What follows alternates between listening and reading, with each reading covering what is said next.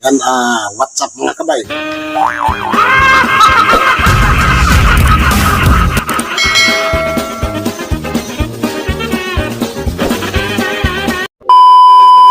inyong mga kabay, nagbabalik na naman tayo. May gagawin tayo sa araw na to mga kabay kasi kaawa-awa naman talaga sa mga kabay. Bukod sa kanyang pagkabaragated mga kabay, sobrang dami niyang spot or sunog kanyang mga dahon. Wala naman tong sakit mga kabay. Ang problema lang yung mga ugat, wala sang makakapitan. Kaya ito, kumuha tayo ng coco full. Bali yung kinuha ko dito, 3 para mabalot natin ang kanyang mga mga kabay para kumapit. Kasi itong halaman na to mga kabay, talagang kumakapit sa mga puno. Kaso lang imported, alam nyo na, variegated, sobrang niyang ganda. Ayan yan, sobrang niyang ganda mga kabay. Yan, ito yung mga problema. Yan, ibakla natin yung camera para isa-isahin natin at saka maintindihan nyo. 5 minutes later. Ito mga kabay yung sinasabi ko sa inyo, puro sunog, lahat yan. Yan, puro sunog. Yan, ito yung malapit na sa may talbo, sunog din. Ayan sayang mga kabay, sobrang ganda pa naman. Ito. Yun. Tapos ito, sunog din. Ayan sa bandang taas, yan may sunog din. Yun siya, sobrang ganda pa naman yung nito. Ayan pa. Ang hindi na sunog mga kabay, yung pangalawa, tapos yung bago sa talbos. Yan. Ay, sobrang ganda talaga nito. Tapos, ito siya mga kabay, ang problema. Ito yung pag-usapan natin. Unang-una, maliit yung kanyang paso. Tapos, malaki na kanyang baging. Ayan kung nakikita nyo yung kanyang baging, malalaki na. Yan, hindi sapat. Kaya, nagka-problema sa dito sa dahon. Pangalawa, yan, yung mga ugat niya mga kabay, walang makapitan. Kasi bawat dahon kasi nitong halaman na to mga kabay, bawat dahon may mga isang ugat, tapos dito 2, tapos isa ulit. Yan, tapos isa ulit, isa ulit, isa ulit, isa ulit. Puro ulit-ulit mga kabay. Yan. Kaya kumuha ako ng coco full. Tapos kumuha din ako dito ng buti na lang may ito mga kabay, nakapulo tayo dito. Kasi alam nyo na dito sa Manila, puro tira talaga ilalabas natin bago tayo makakuha ng mga bunot. Yan, magagamit natin mga kabay yung bunot.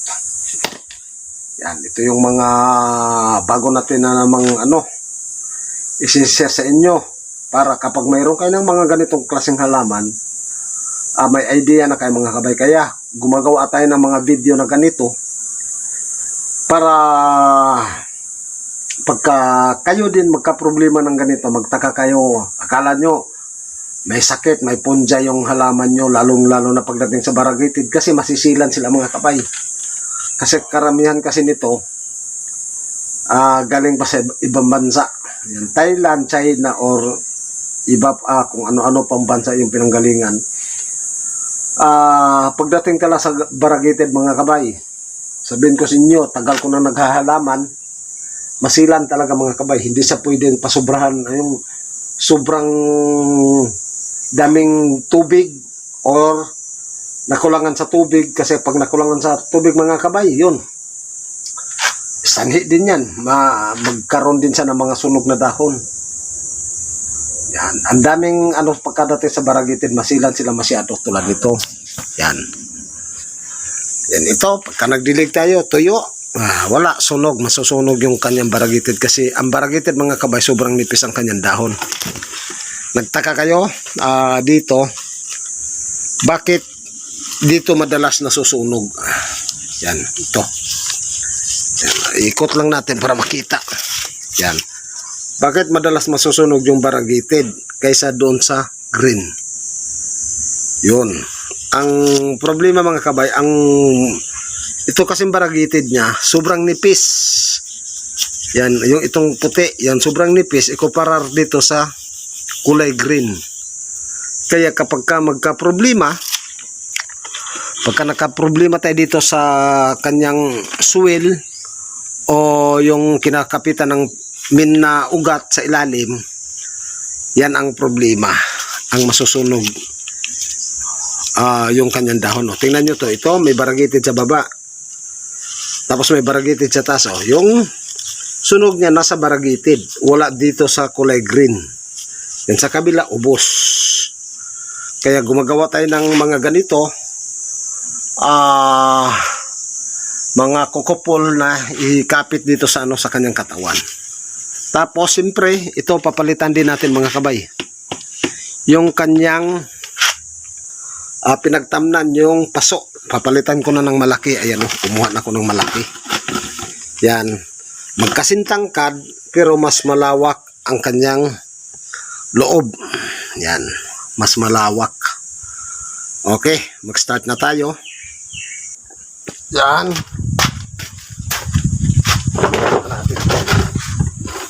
Yeah. Uy, maliit na talaga.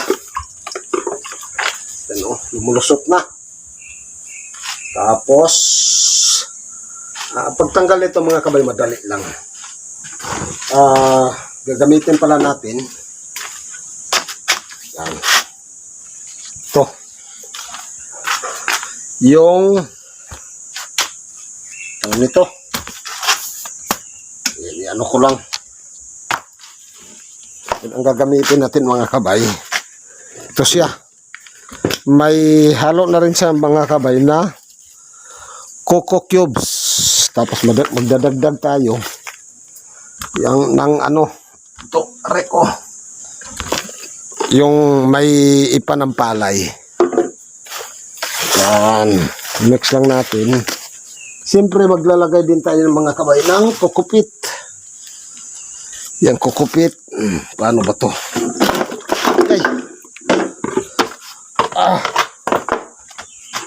Kokopit.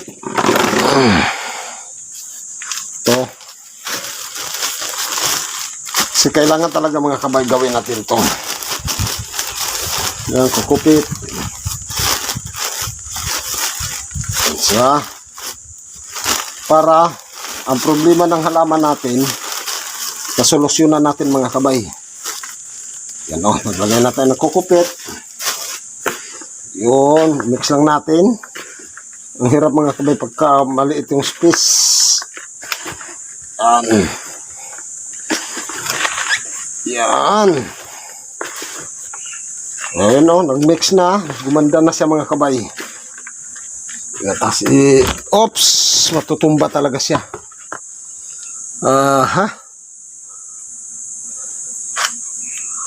Matutumba talaga. Ano ba gagawin natin?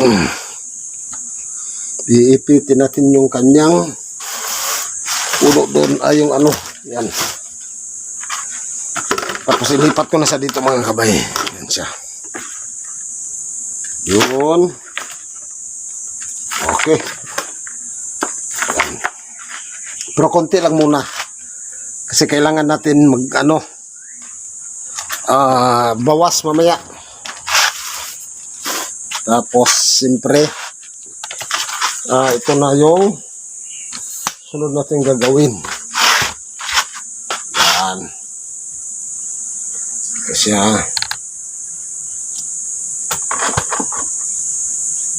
okay, ilipat na natin sa mga kabay. Ilipat na natin ito. Yan dito sa ginawa natin madali lang to mga kabay. Ganito lang yung paglipat para hindi sa taob lang natin. Yun. Yan sa mga kabay, buo pa rin. Yan, buo pa rin siya mga kabay. Tapos lagay lang natin dito. Yan siya. Sunod, magdagdag tayo ulit ng swill na may mix na coco ball. Yan. Yan siya. Okay. Yun.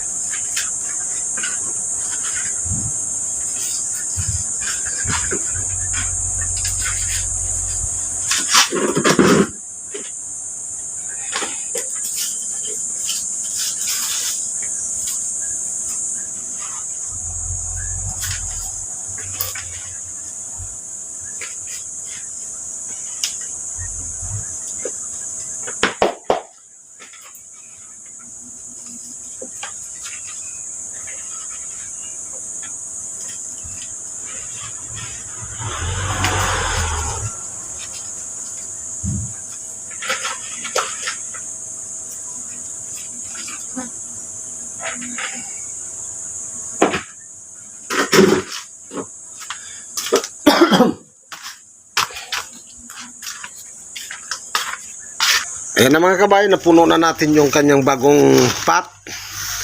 Yan, ibaon na natin ang kanyang puno. Magmula dun sa dito kanina sa maliit. Yan, magmula dito. Nailipat na natin dito mga kabay.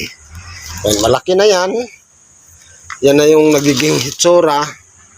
Yan, ang pangalawa natin gagawin mga kabay kasi ito nagawa na natin. Ito naman mga kabay, ang paglalagay ng coco full. Okay, ganyan lang siya. Oh, 'di ba? Yung ugat dito, ito malaking bagay na mga kabay na nakabaon. Yan. Mga kabay, simulan na natin mga kabay maglagay dito. Ito, sana ba yung ano ko itak? Nawawala na naman yung itak natin. Yan. Okay. Sana ba yung itak? Hanapin ko muna mga kabay. Ito. Ito siya. Kasi, gagamit din tayo dito mga kabay kahit konti. Yan. Yan siya. Kasi ito mga kabay, malaking tulong to sa halaman natin. Na gustong papagandahin uli. Yan.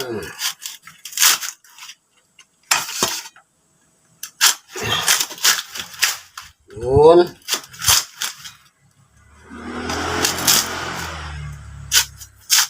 Iyay. So. Isama natin ito mga kabay sa kukupol. Yan. Tapos nakakita na ba kayo ganyan kalaking buko? Yan. Oh, grabe. Sobrang liit. Uy, may laman sa mga kabay. May laman. Ha? May laman siguro to.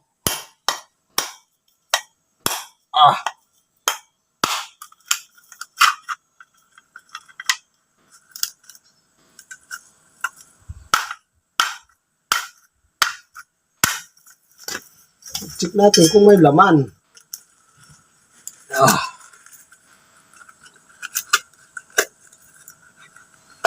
Uy, may laman nga kaso lang.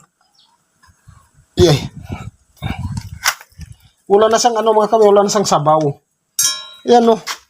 Kalain nyo. Oh. May laman pala siya. Yun. Maganda to sa buhok mga kabay. Yan, gagamitin ko to. Yan, panglagay natin sa buhok kasi yung buhok natin, oh. Okay. Iayos na natin lahat. Ito na yung nakuha natin. Yan. Siguro kasya na to mga kabay. Kasya na siguro to.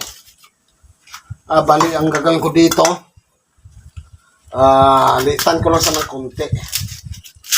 Yun.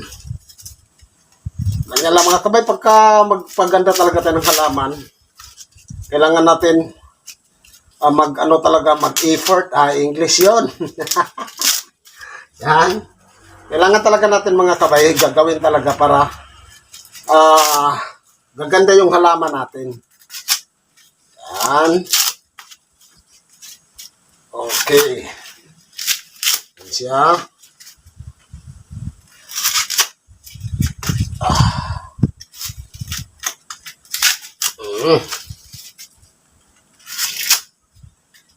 Yan lang.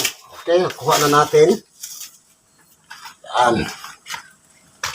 Susunod. Ito na, nakuha na natin mga kabay ito. Yan siya. Yan. Ito na naman yung gagawin natin. So, ilagay natin dito. Para balutin natin sa mga kabay. Yan. Itong isa. Kailangan talaga natin ito ilagay lahat. Yun. Para kumapit mga kabay. Yan. Ito yung pinaka-ano. Yan siya. Siyempre, itali natin mga kabay. Yan. Kita nyo naman yan. Kagat-kagat natin.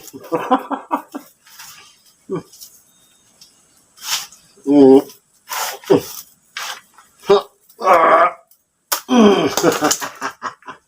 Yan, tali natin dito. Papagandahin natin to mga kabay. Yun. Yan siya. 100% mga kabay, gaganda to ulit. Kakapit na yung mga ugat nito mga kabay. Yan. Tapos, ito, yan natin. Patibayin ko lang yung kanyang puno. Maglagay tayo ng medyo maraming maraming dito sa bandang puno mga kabay para hindi sa agad-agad matumba kasi malaki na yung natin, kukupol. Yung kukupol natin malaki na. Yun. Tapos tali natin ulit.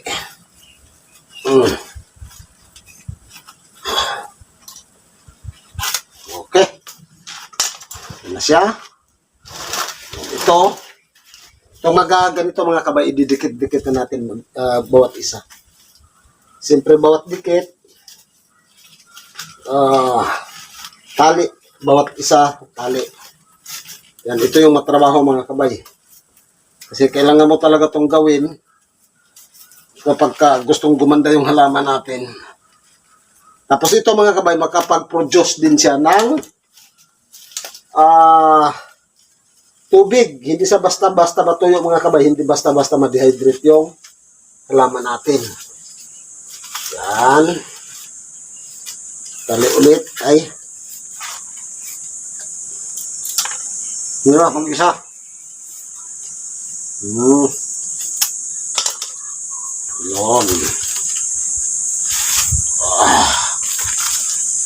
Uy.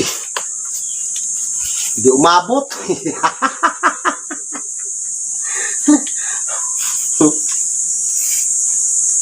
Yan. Ay, mali.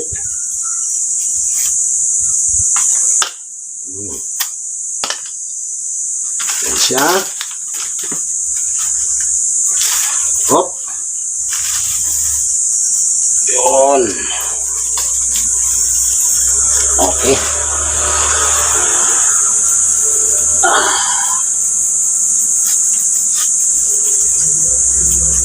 Ganyan lang mga kabay. Tapos siyempre putulin natin para hindi naman siya pangitingnan. Okay, tapos dito sa taas, ganun din. Dagdag din tayo dito. Yan. Oops, sana ba ito kanina? Ganyan lang. Para magkaroon siya ng pagkapitan yung kanyang ugat. Yan. Pagka mga kabay, update ko kayo dito mga kabay. Yung resulta yung mga paggawa natin. Yun. Ito natin ulit. Kasi lumihis. Lumihis. Kasi ugat bumaba. Sana ba yung dulo nito? Yun.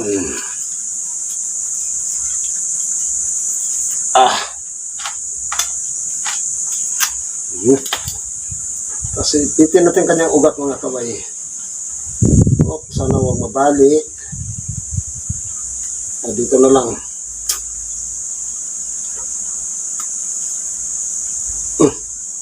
Yun. Sa taas. Hindi pa nga naubos yung natin mga kabay. Tawag nito. Yung ating bunot. Yeah. Yun. Okay. Tapos dito may sa may ugat na kaakyat. Baba na natin. Yun. Para makakapit. Yan. Lagyan na natin ng mga kabay. Isa pa. Isa pa.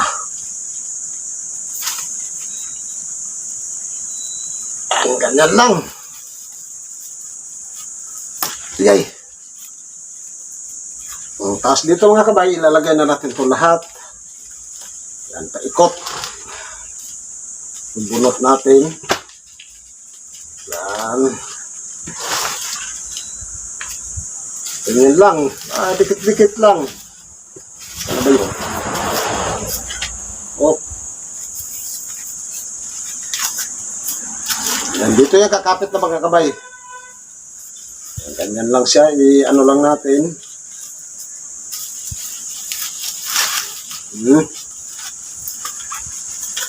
Yan. Dagdag ulit sa taas. Diba? Ganyan, napakasimple mga kabay. Yung mga paraan. O kung may mga ano kayo dyan, yung stocking, pwede rin mga kabay. Or damit.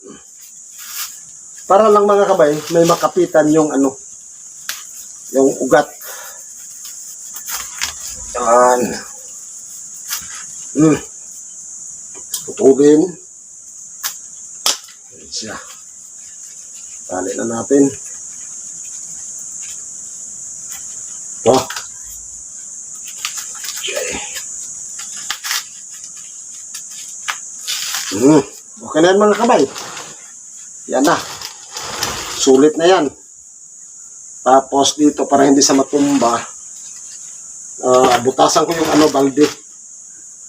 Alalayan natin mga kabay ng ano, sa bandang taas. Ito, sukat na natin.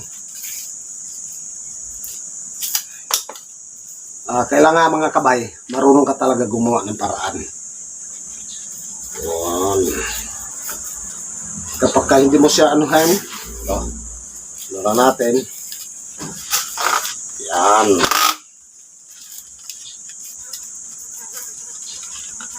Titibay na to mga kabay. May nakaalalay na sa kanya ding ano, para hindi siya matumba. Babanda.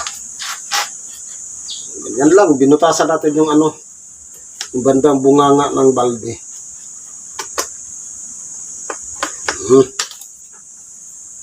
Tapos tuhugin. Okay. Sukatin natin. Okay, tali din natin.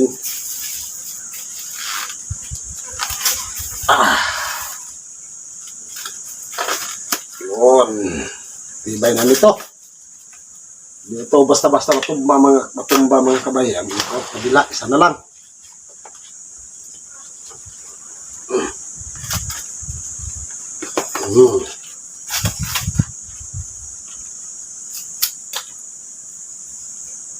Siya.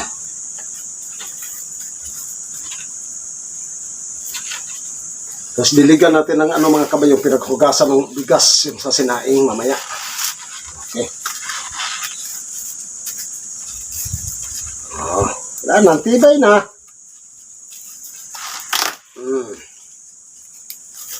Kaya kanginin to, hindi na to kayang anuhin mga kabay.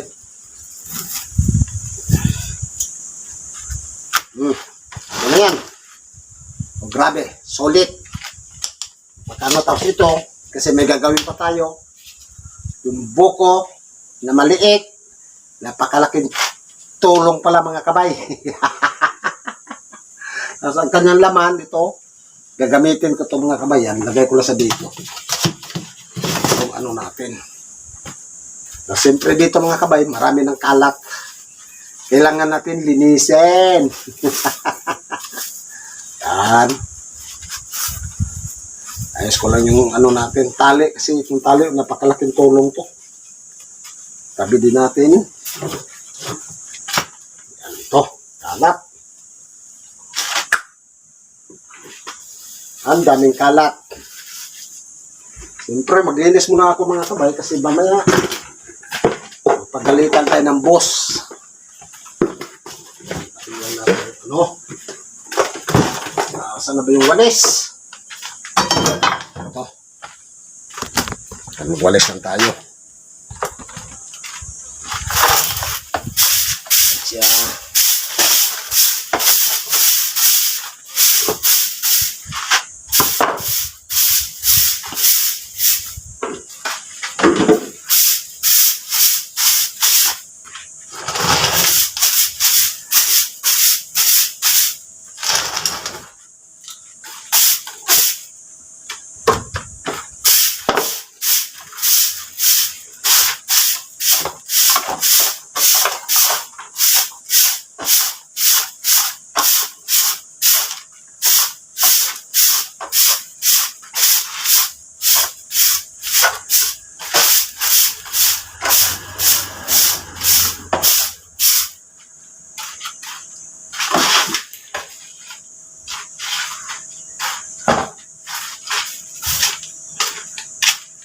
Okay. Okay na mga kabay. Ulo naman ang buhok ko. Tali ko muna. Yan.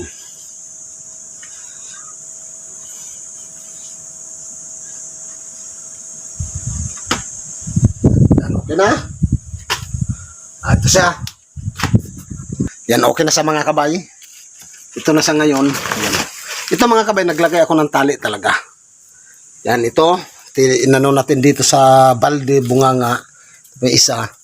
Papunta dito sa taas mga kabay. Para kapag sa hindi sa basta-basta matumba yan. Tapos ganun din sa kabila, may pangontra din tayo. Yan.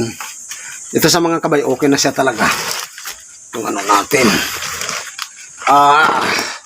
Ginawa, sobrang laki yung mga kabay, yung ginawa natin kukupol. Ayos ko lang yung natin. Kasi siyempre, mag picture tayo. Yan.